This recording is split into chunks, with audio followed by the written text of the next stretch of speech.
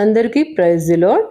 ఈరోజు ఆదికాండము 9వ అధ్యాయం 1వ వచనం నుండి 29వ వచనం వరకు చదువుకుందాం.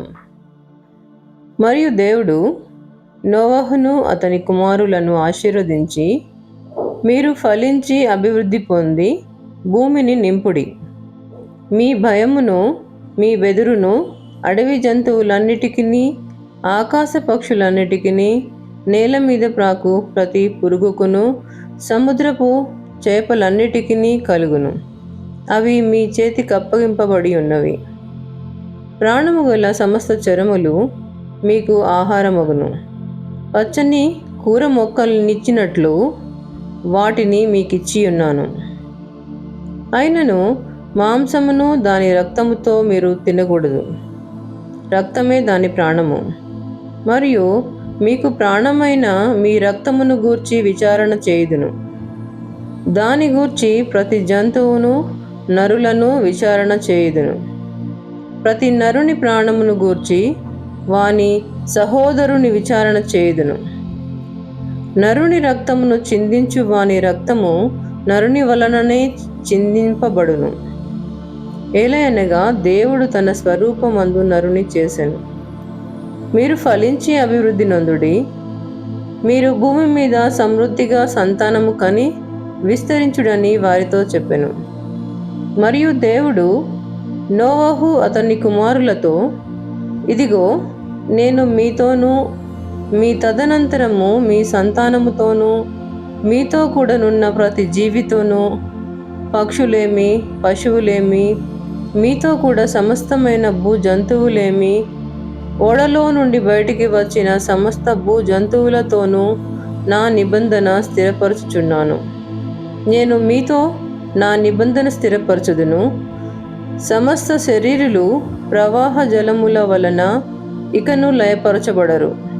భూమిని నాశనము చేయుటకు ఇకను జల ప్రవాహము కలుగదని పలికెను.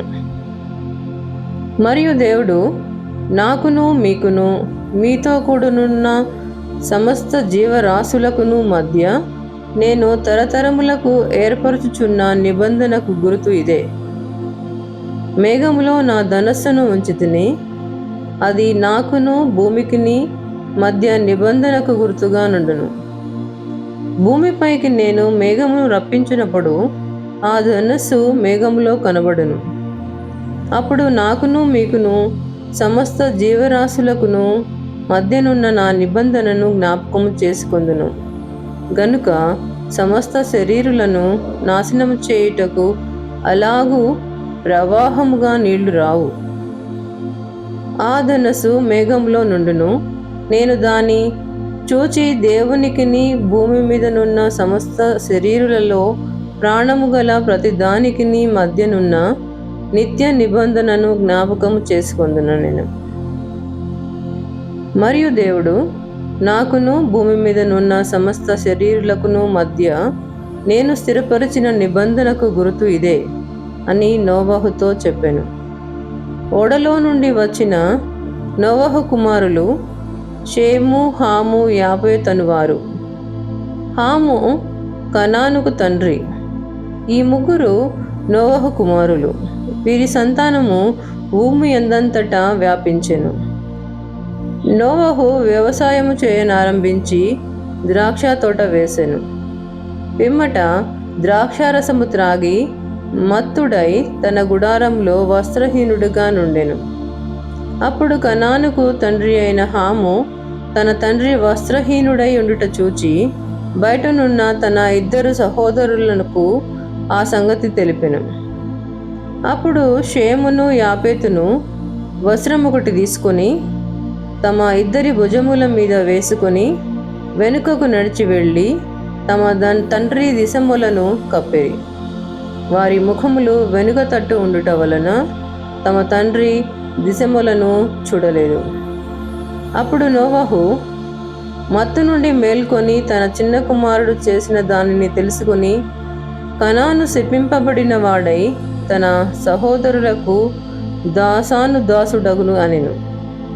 మరియు అతడు షేము దేవుడైన యెహోవా స్తుతింపబడును గాక, కనాను అతనికి దాసుడగును. దేవుడు యాపేతును విశాలపరచును, అతడు షేము గుడారములలో నివసించును, అతనికి కనాను దాసుడగును అనెను. ఆ జల ప్రవాహము గతించిన తరువాత నోవహు 350 ఏండ్లు బ్రతికెను. నోవహు బ్రతికిన దినములన్నీయు 950 ఏండ్లు. అప్పుడు అతడు మృతి పొందెను.